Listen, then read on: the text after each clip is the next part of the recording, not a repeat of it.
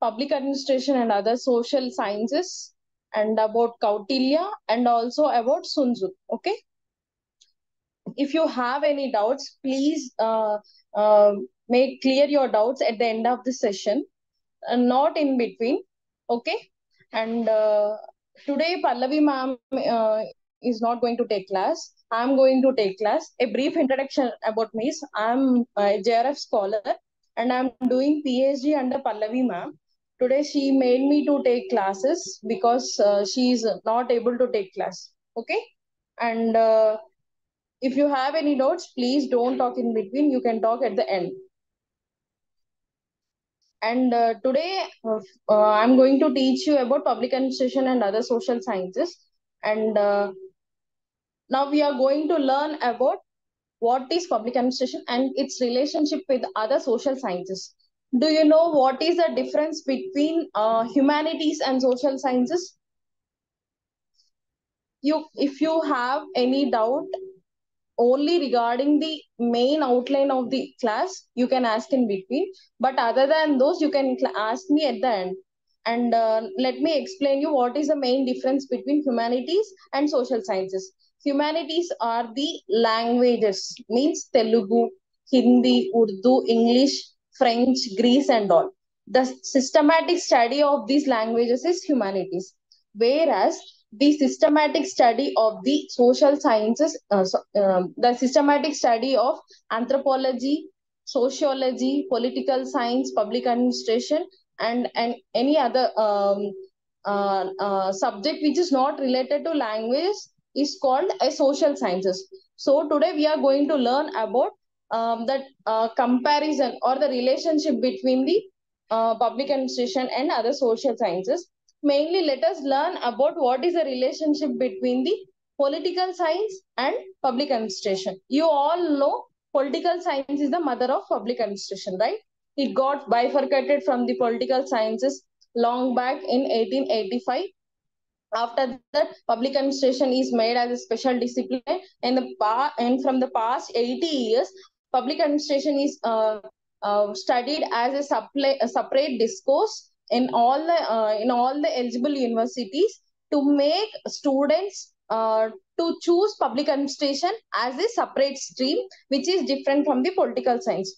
Though public administration got divided from political science, it have what to say roots from political science only. Why? Because we have politicians, right, who got elected by the people, and they are the representatives of the whole society. Okay. And under these politicians we have administrators, we have office subordinates. Okay. Who works for the politicians to make achieve their goals for the well-being of the society. Okay. Now let us see the hierarchy of the government. Okay. At the topmost of the government, we have president. Under him, we have prime minister. And under him, we have council of ministers, right? And in each, for each council, each minister in the council of ministers, we have departments who are headed by the chief secretaries and down to him in the hierarchy. In the secretary hierarchy, under him we have joint secretary, after him deputy secretary, after him under secretary. We have like this hierarchy. These all secretaries are the administrators. Okay. They are under the politicians, they are under the departments, and above them we have politicians. So from this we can conclude that politicians are the bosses and the administrators are the subordinates to him. So likewise we can conclude from this that political science and public administration have a link where they work together for the well-being of the society. Okay. Without subordination of the administrators like chief ministers, collectors, and all the office subordinates, a politician can't frame a policy and implement it in a proper manner. So the subordination of administrators is compulsory to run a government. Okay. Now let us go with the relation with one more social science is economics. Okay, what is economics? Economics. Economics is scientific study of how money flows in the market. Okay, how each penny is used in the market, how each penny is invested in each sector of the society, how it eventually leads to for the benefit of society, for the benefit of each person of the society. Okay, we have many stakeholders in our society. Likewise, women, children, and revenue. Who is this?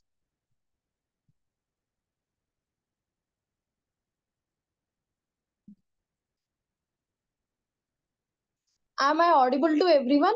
Please respond in the chat box. Someone messaged me. Ma'am, your voice is not audible. Okay, thank you for your response. Are you able to understand what I'm saying? Or my English is not good? Is my English is good? Thank you for your response. So, economics is study of money which flows in the society. Okay, for the well-being of the people.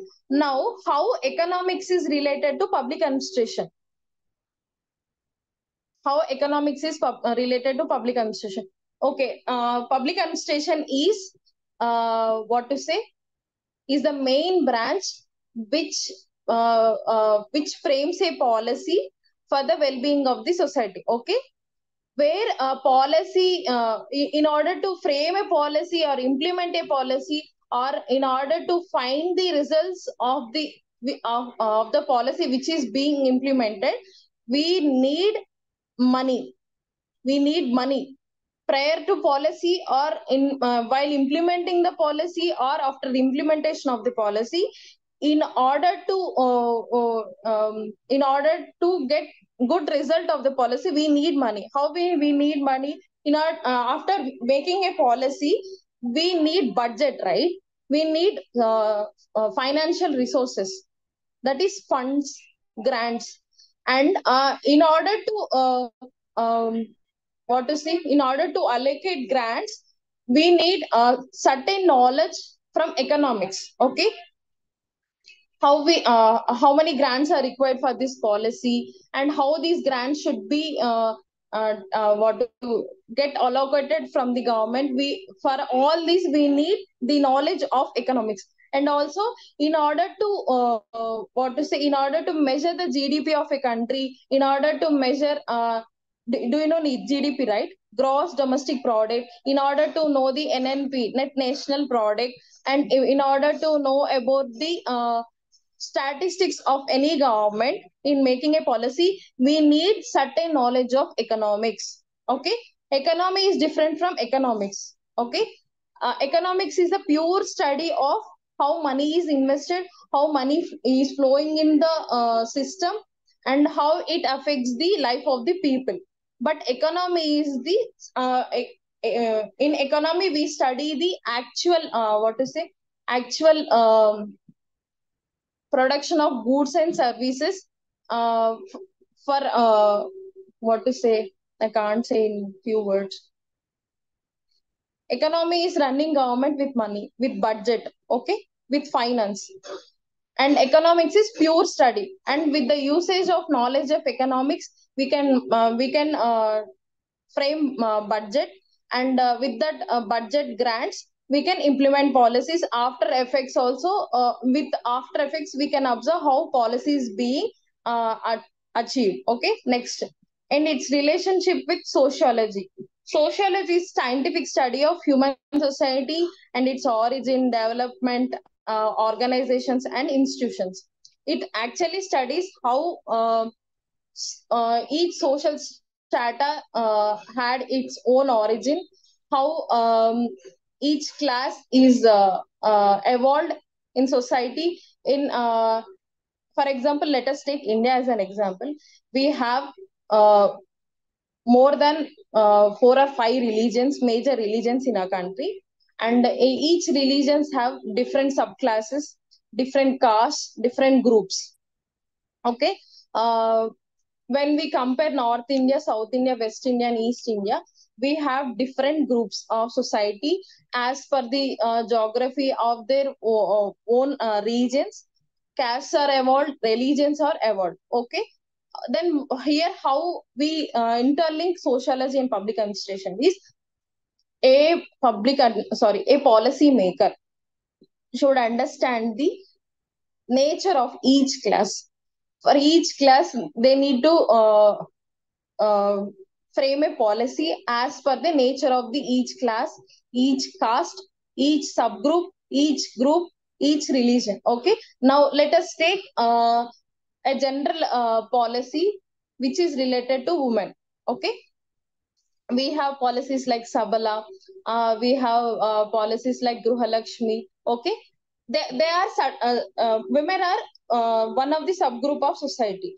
After understanding the nature of that subgroup only, a policy maker can frame a policy for the benefit of that certain group.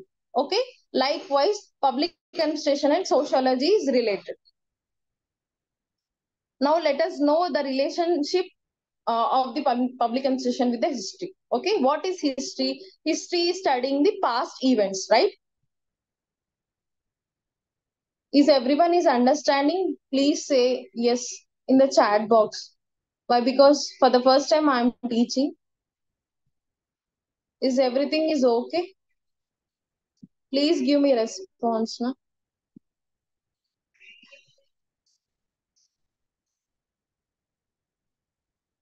Okay. History is studying the past. Okay. History is studying the past. How society is evolved in the past. Can you use some examples?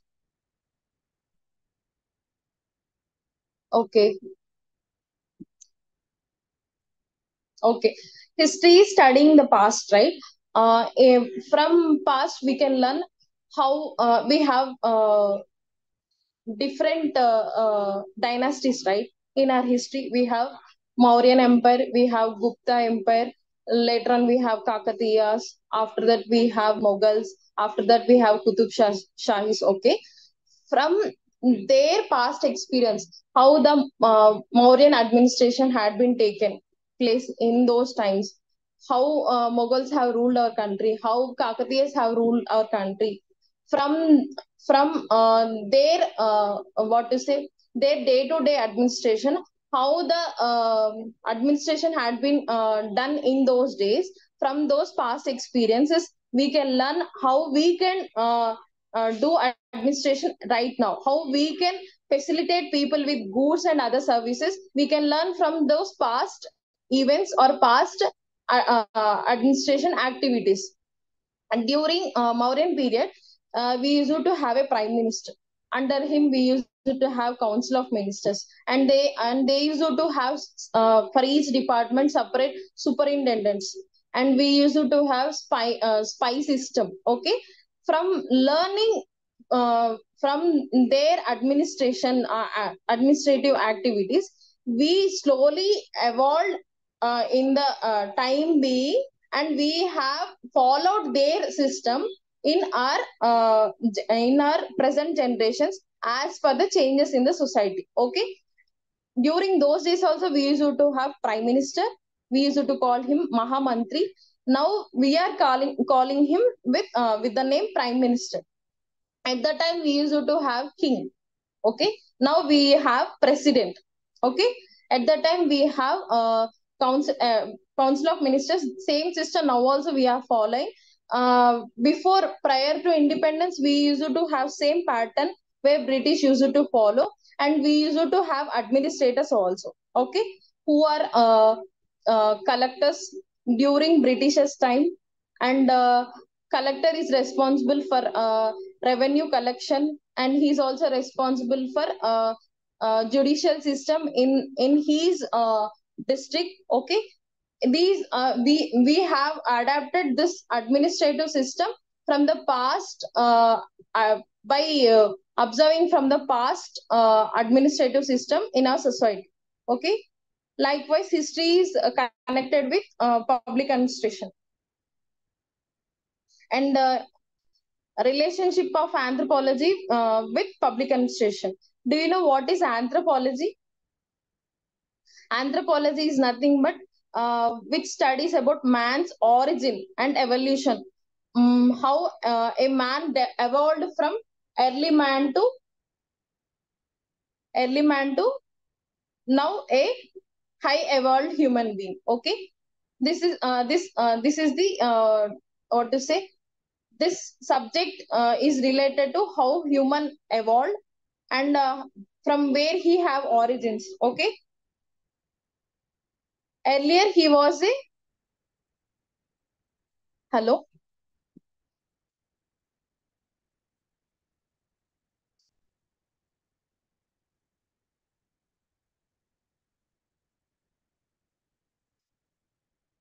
Lakhs and lakhs years ago, a man is simply like a animal, which he doesn't have his own thinking. He doesn't what to say. He doesn't know what is the value of a resource which is found on the earth. Okay. Later on, with the evolution, with the time being, he came to know the importance of resources around him. He came to know what is the importance of nature, and he came to know what are the importance of relationships he have with other human beings. Later on, with the time being, he evolved as a human being from man to a social being, a man to an intellectual being. He evolved.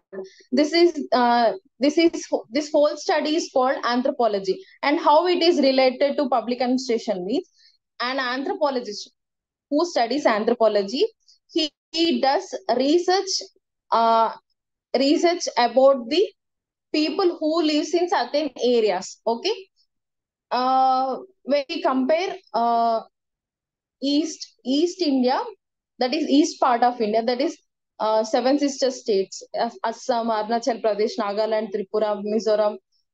These all states have tribals. Mostly they have tribals in their states. When we come to South India, we have somewhat advanced human beings. We are more advanced than them. Why? Because they have a lot of forest, and people got adapted to their environment, and they don't have much exposure to the present society where we are living in most forward culture. We have a lot of technology, we have a lot of development when compared to them. So if we compare to them, we are more advanced, they are less advanced. Okay, they don't have much facilities what we have. So what these anthropologists do is they study about the different groups in those areas, in those tribal areas. And when they observe their living style, their needs, and their culture, they come to know what they are and what they require and what they are expecting from the government. So anthropologists help is most what they give more information about their lifestyle, about their needs and what they want from the government. And this information is used by the public administrators to frame the policies. For example, we have Hammondorf, Christopher one Forer Hammondorf. He was the advisor for tribal development who was appointed by the Nizam. I think he was the advisor in 1900s, I think, so in those times. I don't know properly. And he have a good relationship with the Gonds who used to live in the Adilabad district sites in the northern part of the Telangana. They used to, they used to treat him like a god. Why? Because he know what they want. He understood what is their living style. He understood what they want from the government, and he used to be like a facilitator between the government and the people. Okay, and he's the best example for a good anthropologist. And till now um,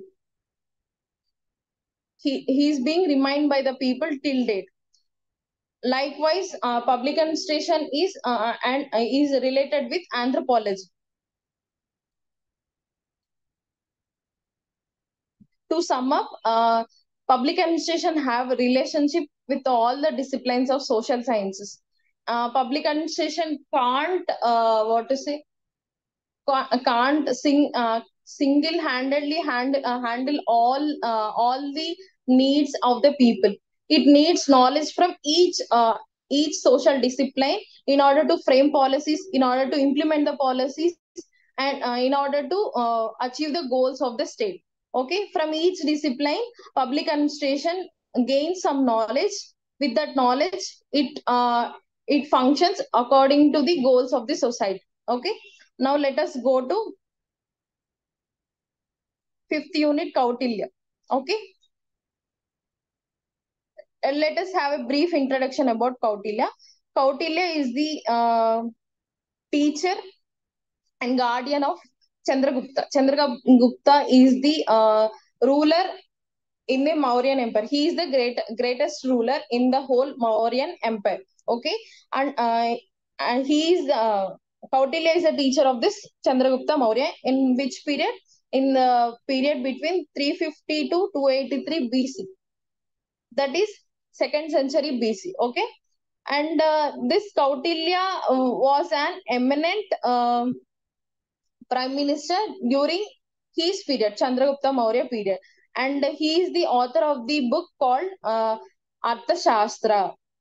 Arthashastra is nothing but it is a treatise on statecraft, economic policy, military strategy, which identifies its author by the name Kautilya. And he have one more name called Chanakya or Vichgupta. Okay. And let us learn what is Arthashastra and what are the aspects Arthashastra have which are relevant till day also. And Arthashastra is not exclusive only for, used for public administration. Arthashastra have aspects which are also very useful for other social disciplines like political science, economics, and sociology, in order to know what the administrative culture Chandragupta Mauryan Empire have, and how king used to rule people, how he used to how he used to adapt as per the changes in the society, how he used to manage the council of ministers. From this book, we can learn. Let us learn what is the exact meaning of Arthashastra. Artha means substance of livelihood. Okay. Arthashastra is a science which deals with the acquisition and protection of the means of livelihood. Livelihood of whom? Livelihood of people. Okay. Mainly deals with how we have to rule a state. In state, who we have people, what are their needs, how people should be protected, and how people should get all the facilities what they are expecting from the state.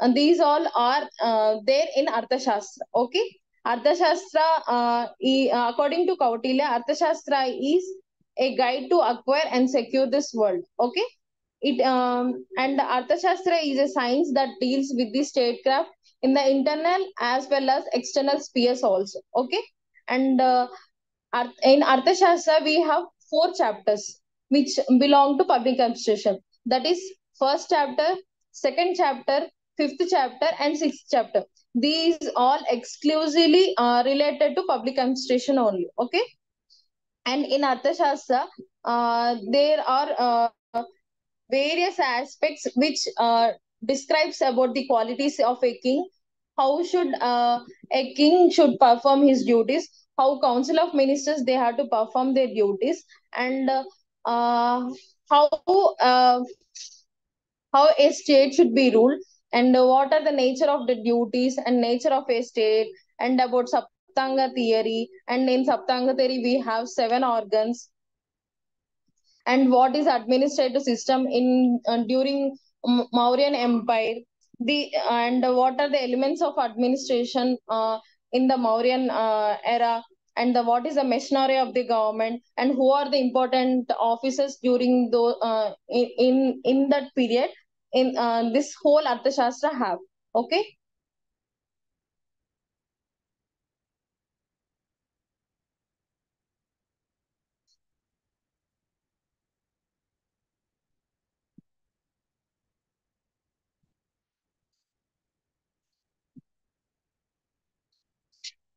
Now let us learn about Saptanga theory. In the term itself, we come to know what is Saptanga. Saptanga means, Sapta means seven. Anga means organs. Means what are the seven important organs of the state? Now we'll come to know right now. What are the seven organs means? Swamin. Swamin are the ruler. Means in general terms, it is a king who rules the empire. And next is Amatya. Amatya means minister. In general terms, now we call him as minister. During those days, they used to call a minister as an Amatya. And Janapada. What is Janapada?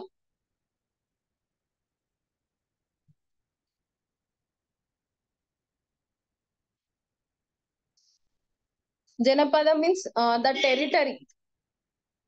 the territory from where the ministers collect the taxes.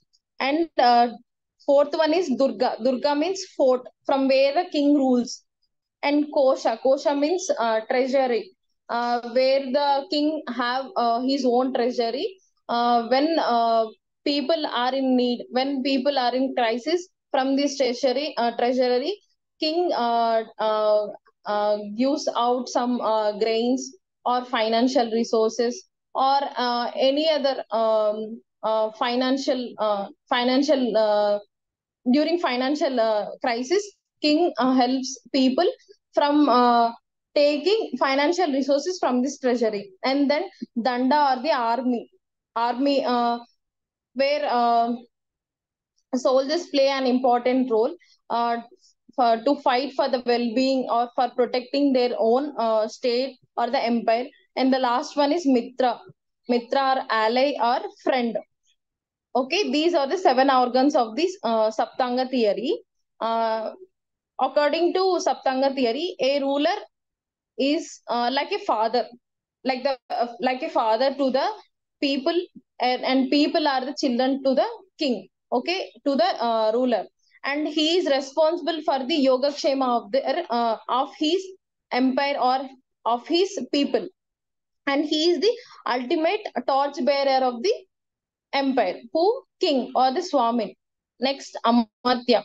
Minister. He is the subordinate administrator of the king, where he gives advices to the king how he had to rule country, and he advises him when the crisis arises in the empire. And he is like a means between the king and the people.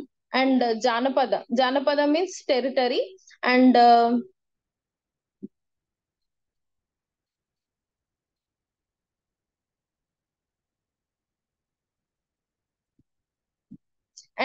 in Janapada, we have people, right? And in Janapada, they have mentioned how to collect the taxes, and how people pays taxes. And in the territory, we also have natural resources. How king acquires these natural resources, and how he uses these natural resources for people. These all are constituted in Janapada part. And Durga, fort is the main protection, which helps a king to protect himself from the enemies, from the external disturbances. Fort plays an important role, where fort should be very strong, and which is not easily approached by the enemies to attack him. And in forts also, we have different types, like Vandurga. In Vandurga, a fort is surrounded by a forest. And in Danvan, a fort is surrounded by a desert. See, a forest or a desert or any water resource which are beside around the fort should be not easily approachable by the enemies. And we also have Parvat, a fort system called Parvat, where a fort is surrounded by the hills. And kosha means you already know. A kosha is maintained by the king, and a king used to get 1/6 part of the produced fruits or grains from the people, where he maintains 1/6 part of it. When floods or any what to say uh, famine happens, then the king comes into picture and he helps the people with the treasury he have. Danda means the army. And during Mauryan Empire, uh, the king used to have a strategic army where he used to have military officers to maintain that army. And and the head of the department, that is defense department, is the Senapati. And Senapati is the head of the whole army, and he maintains them, and he is the responsible for cavalry, charioteers, and trainers of the horses. He is the whole responsible person. And Mitra or the friend. A king not only used to have enemies, he should also have friends in order to get help when the empire is in crisis. So a king should always maintain good relationship with other kings also and other empires also. And it is also one of the main organ of the um, empire.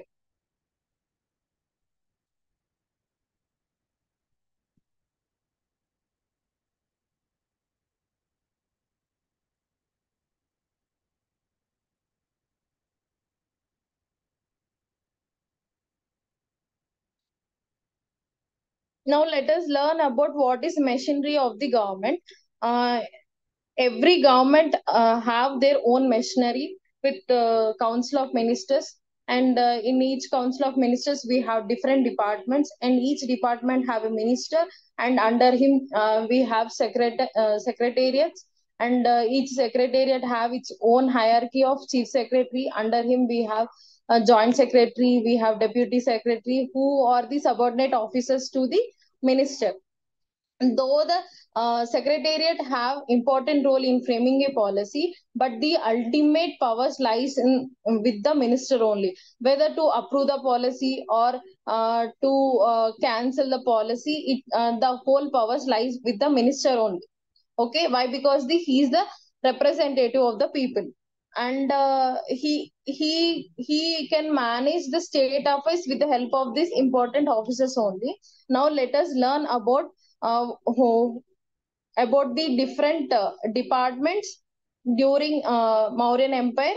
According to Kautilya, we have 18 departments, and we have 18 in charges of those departments. And let us learn about what are these 18 departments. We have mantri. Mantri means minister. We have purohita. We have and the purohita is the priest. We have senapati, who is the commander of the army. We have yuvaraja, prince. We have Dauvarika, the chief of palace attendants. We have Antarvamsika, who is the chief of the king's guards. We have Prasastar, who is the magistrate. We have Samhartar, who is the collector general. We have Samnidatar, who is the chief treasurer. We have Pradestar, who is the commissioner. We have Nayak, town guard, Paur, chief of the town, Karmanta, superintendent of mines. We have Mantrin or Parishad Adhyaksha, chief of council of ministers. We have Dandapal, the officer of army department. We have Durgapal. He is the guardian of the forts in the empire. We have Antapal, who is the office in charge of the boundaries. We have Ativahika, who is the officer in charge of forests. These are the 18 departments and the responsible heads of those departments. and we can get a question from this area. They can ask what are the categories of each department and who are the heads of the department. Now let us learn about some important departments in Chandragupta Maurya period, as mentioned by the Kautilya. We have home department, we have judicial system, we have financial administration. Okay, when compared to when we come to home department have a prime minister, a doorkeeper, we have superintendent of harem, we have superintendent of country parts, and also we have superintendent of boundaries. And we have collector general who is the ultimate responsible for uh, collecting taxes from the people, and he also discharges magisterial functions. And we also have superintendent of laws, but we don't have a minister for law. We have minister for other departments, but we don't have a minister for law as per Arthashastra. And we have superintendent of defense affairs.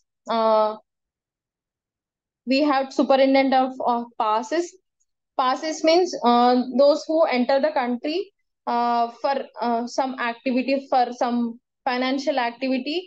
While they are entering the country, they have to take a permission, uh, and this permission is granted in the form of pass. And when they leave the country after they work, they also take pass from the higher authority, and the higher authority here is the home department.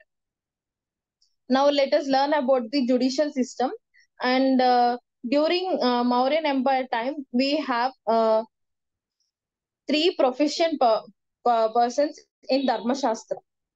Dharma Shastra is nothing but judicial system. In this Dharma Shastra, we have three important persons who are very efficient in what to say knowledge related to law, how the justice is being ensured to the people, what are the punishments they have during those times if people commit some sins. We have all this in the judicial system. During those times, they used to have a department which have control over the uh, slave trafficking. There is also a superintendent for liquor controlling, and the whole authority lies with the king personally.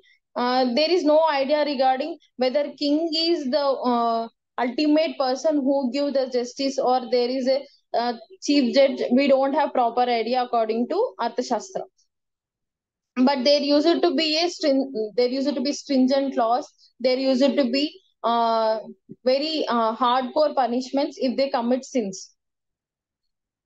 And let us know about the financial administration. Finance department, there used to be three offices. They are collector general, the treasurer, and the superintendent of the accounts, where the collector general collect taxes from the people, where the treasurer, he is ultimate responsible person for the trading house, storehouse of the grains, storehouse of the forest produce, armory, jail. He is the ultimate responsible person. And superintendent of accounts is responsible for how each penny is used in the administration, how salaries are given to soldiers or any other officers. Superintendent is the responsible person of the accounts in the empire. And collector general have power to overlook the activities of the treasurer, and the treasurer have power to look over the activities of the collector general. They work in harmony.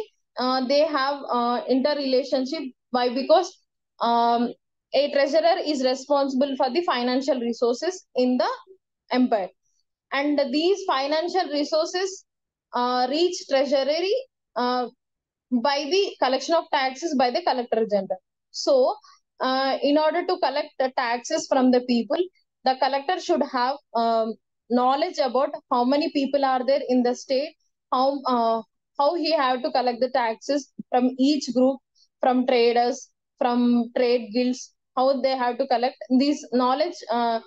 Should a collector should have, and this knowledge is acquired from the uh, treasurer only. Why? Because treasurer have all the details of the tax paying people, and how these taxes are sent to treasury.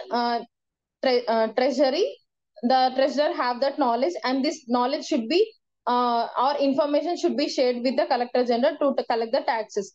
Now let us learn about Sun Tzu, the sixth chapter.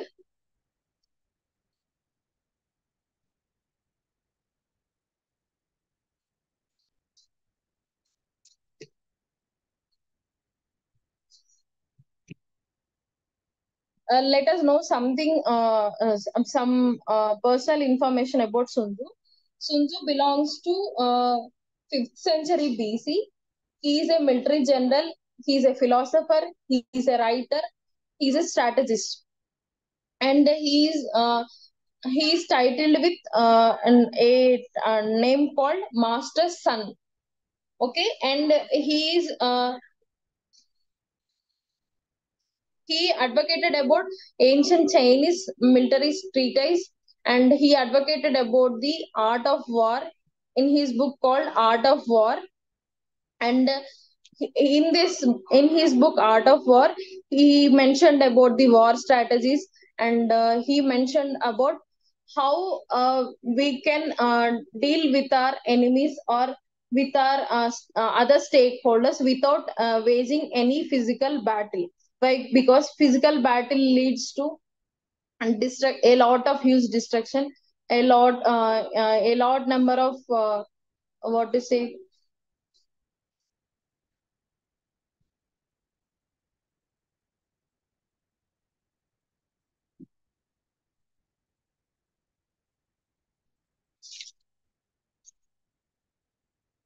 in order to avoid fightings or physical battles. He have written some strategies in his book called Art of War. Now let us know what is Art of War book contains. It mainly emphasizes upon the leadership, strategic thinking, use of information that places organ in a favorable environment, and about flexible strategies also. Sun Tzu spoke in his book Art of War. And in his book, he also mentioned about uh, how we can use resources, and how we can avoid unnecessary loss of workforce. And also he mentioned about the essence of wisdom on conduct of war. Okay, after knowing about the art of war, Napoleon had defeated the European armies, and Sun Tzu also inspired many great leaders like Mao Zedong, Douglas MacArthur, and Sun Tzu also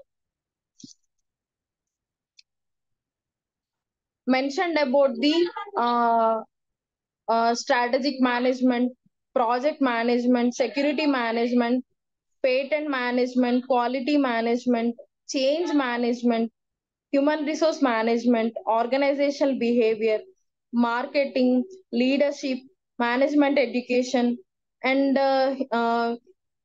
till day, if we observe art of war, the strategies which are mentioned in art of war are relevant to present days also. Though the LP after the LPG reforms, also many changes happened, but after the LPG reforms also, the strategies which are mentioned in art of war also used right at present times. That is the main essence of the art of war. It have relevance at that time, it have relevance now also, and it also influenced Western and Eastern Asian philosophy also.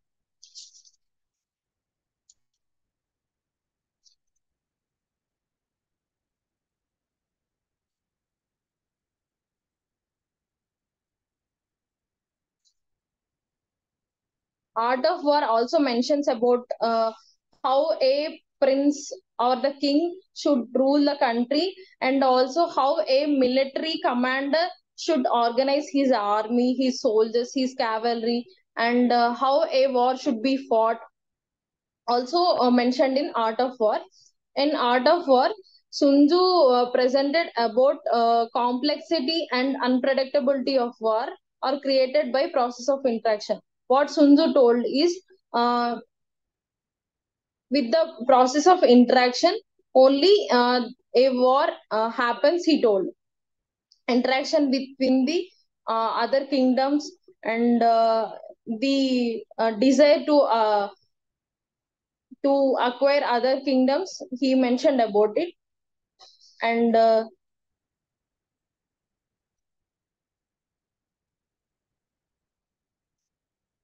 he also mentioned about the important elements about the art of war.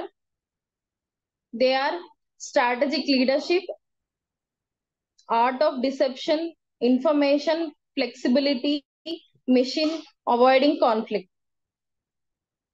In art of war, a military command plays a major role, where a major role is played by commander. Na? He should have good leadership qualities, and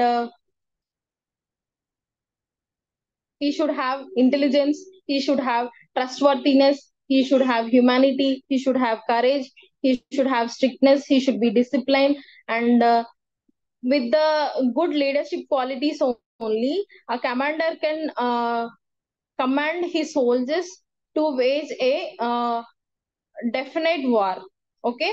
And in war also we have two groups, uh, group A and group B, where the opponents will be fighting with the uh, other opponents, and each group have one leader, and they have some qualities, and we have some interpretations about these qualities.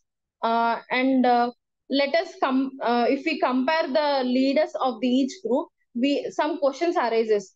Likewise, whose moral influence is the stronger, of group A or group B?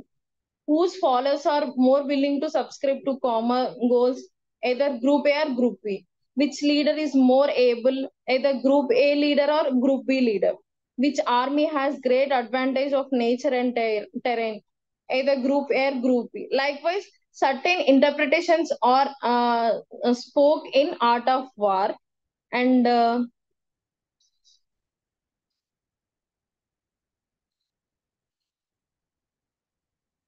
Sun Tzu also mentioned about the military military method while a war is taking place.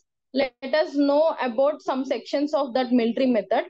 First one is detail assessment and planning, waging war, strategic attack, disposition of the army, forces, weakness and strengths, military maneuvers, variations and adaptability, movement and development of troops, terrain, the nine battlegrounds, attacking with fire, intelligence and espionage.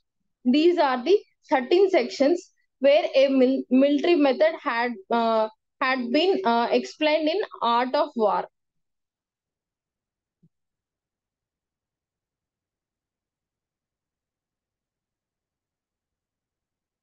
How art of war is relevant to the present day administration means, after 1990s, when LPG reforms are implemented in India, or when we see in a broad perspective, when globalization happened, uh, they led to many changes in the society, many changes in the organization. So with the change in the organization, we also need new models of leadership which more focuses on the teamwork. Why? Because as per the changes, a leader should change. If a leader changes, he had to follow some certain rules and regulations as per the change in the organization. Okay. And he also should maintain good relationship with the subordinates to make organization to move forward. Okay. And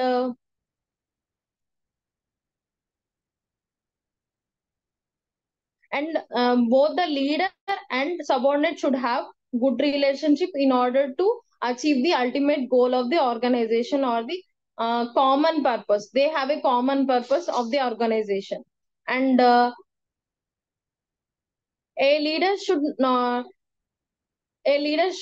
maintain good relationship with the subordinate, where a subordinate should always free feel to give his open ideas and opinions to the leader for the well-being of the organization. And a leader should also be responsive to the environment. A leader should be like water, where a water shape makes its shape according to the container. Na? Likewise, a leader should get adapt to the changes in the environment, and he should possess good leadership qualities, as the leader is the uh, ultimate or ultimate property of the nation. When the property is solid, the nation also becomes solid. So a leader shouldn't be weak, or he shouldn't have exemplary flaws. He should always inspire the subordinate in order to get the organization achieve its goal.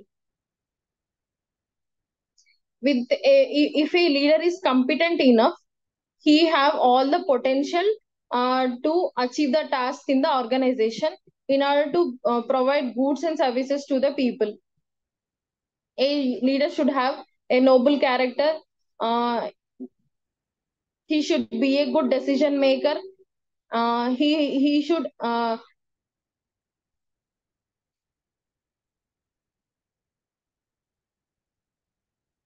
he should have courage enough to tackle the changes in the organization. He should have discipline, and he should have integrity. He should have kindness. He should have wisdom, and he shouldn't have below weaknesses like recklessness, insecurity, volatility, oversensitiveness, and lenience. These are the qualities of a leader mentioned by Sun Tzu in Art of War.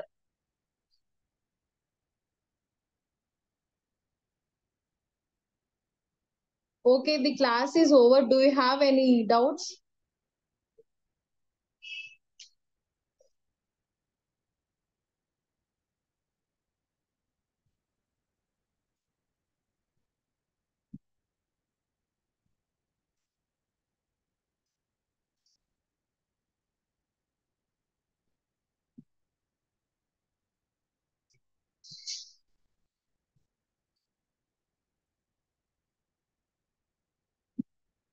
Hello.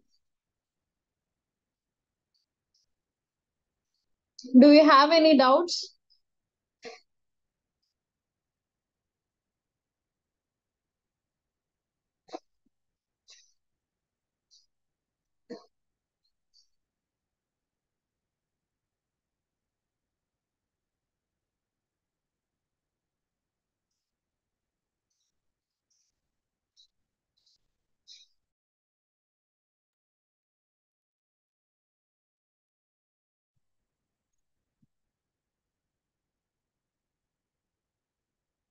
Is everything okay? Fine.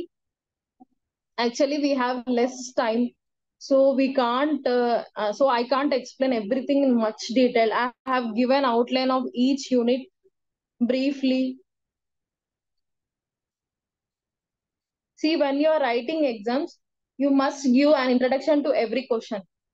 Uh, if we have any question, like, let me explain.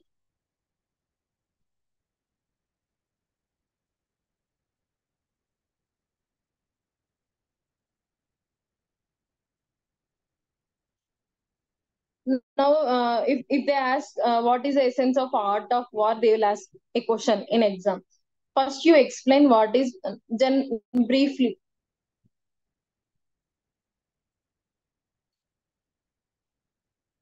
Any important questions? Sorry, today is the first class I am taking. In the next class, I'll ask Pallavi ma'am, and I'll say about any important questions. I really don't know.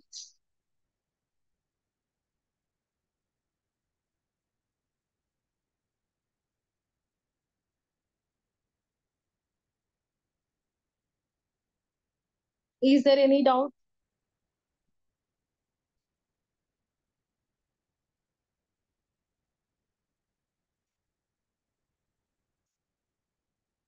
Did everyone understood uh, this?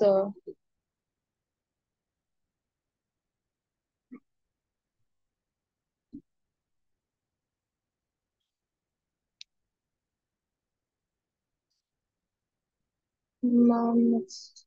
I don't know about who is going to take next class. Maybe Pallavi ma'am will be taking. I am also Pallavi. Uh, my name is also Pallavi only. But ma'am will be taking mostly. Important questions means you just learn about Saptanga theory in Kautilya's chapter. That is very important, Saptanga theory. You may expect a question from that area, Saptanga theory. And you also learn about those 18 departments and the ministers responsible for those 18 departments. Okay, those two are very important from that chapter. And here they have mentioned this terms now, mantrin, purohit, senapati. These they may ask about these terms in short questions, I think. And when you write about relationship between the social science and public administration, you just mention briefly what is that social science, what is political science in few lines, and after that you write about the relationship between public administration and that social science, what is economics, and in few lines, only 3 or 4 lines. After that you write relationship between economics and public administration, between anthropology and public administration, between history and public administration. You mention few lines about that social science, and below that you mention about a relationship between them. I don't know when the next class is. I'll ask Pallavi ma'am, and ma'am will let you know. I don't know about what is the schedule you have. You have few offline classes and few online classes, no? So I don't know properly about the schedule you have. And Sun Tzu is also very important.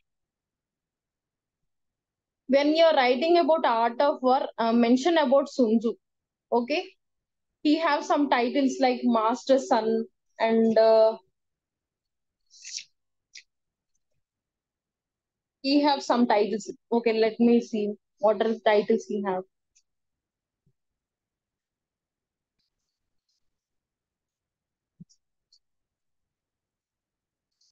Sun Tzu, he have two titles, uh, Master Son and Sun Tzu Ping Fa. Okay, Sun Tzu Ping Fa, Pingfa. He have two titles. You just mention those in order to get some extra few points. And also, the essence of art of war is there, na? In that we have 13 sections. Those are very important. Okay,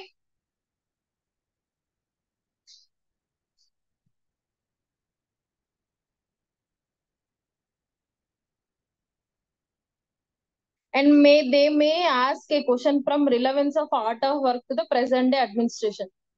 Okay, how it is relevant to present day, how the strategies which are used in art of war are used right now, uh, and the leader, how a leader should have his relationship with the subordinate, what are the qualities should be possessed by the leader. You all check out once these, what is the common purpose of the organization, how a leader should be respond as per the changes in the environment. Okay, you all see these. And in between, Sun Tzu have mentioned some quotes. You also write some quotes, whatever quotes he have mentioned about each aspect. You also mention those quotes. In for example, in leadership, he have mentioned that the general is the prop of the nation. When the prop is solid, the nation is strong. When the prop is flawed, the nation is weak. Likewise, he have given some quotations. You mention them. You may get some extra points. Okay. Is everything okay? Fine. I'm going to leave.